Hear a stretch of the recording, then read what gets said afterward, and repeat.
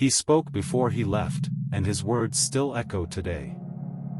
Gibran, Kahlil Gibran, a life etched in words and soul. A voice that spoke from the mountains of Lebanon to the cities of the West.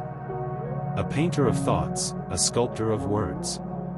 Gibran, Kahlil Gibran was more than a writer, he was a mystic, a dreamer, and a messenger of love and sorrow. His words still echo, carried by those seeking beauty, truth, and meaning. Born in 1883 in the small town of Bshari, in the shadow of Lebanon's sacred cedar trees, Gibran's childhood was steeped in tradition, religion, and nature. He was quiet, observant, and drawn to beauty. But hardship struck early. His father's imprisonment and poverty shadowed these formative years. At the age of 12, Gibran emigrated with his mother and siblings to Boston's South End, home to a large Lebanese community. The new world was foreign, yet full of possibility. Here, he began to explore art and literature, first in Arabic, then in English. Gibran's artistic soul led him to Paris, where he studied painting at the Académie Julian. But it was not just visual art he cultivated, it was vision itself.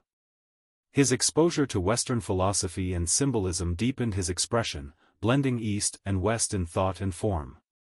Settling in New York, Gibran turned to writing full-time. He began publishing works in Arabic, Spirits Rebellious, Broken Wings, The Madman, weaving themes of love, freedom, and spiritual rebellion. But it was in 1923 that his masterpiece The Prophet emerged. A book of poetic essays, translated into over 100 languages, and beloved across generations.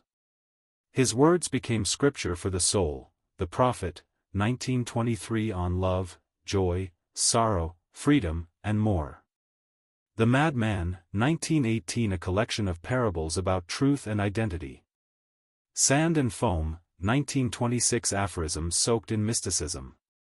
Jesus, the Son of Man, 1928. A portrait of Christ through many voices. The Broken Wings, 1912, a tender novella of lost love.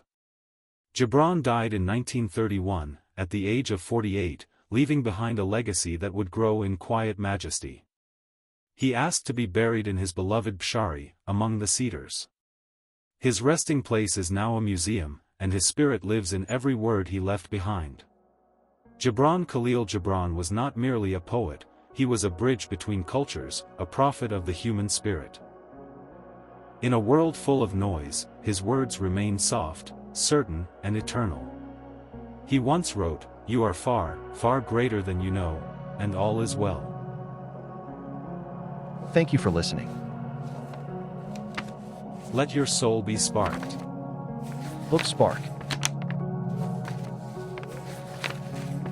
Listen to the full audiobook on Book Spark.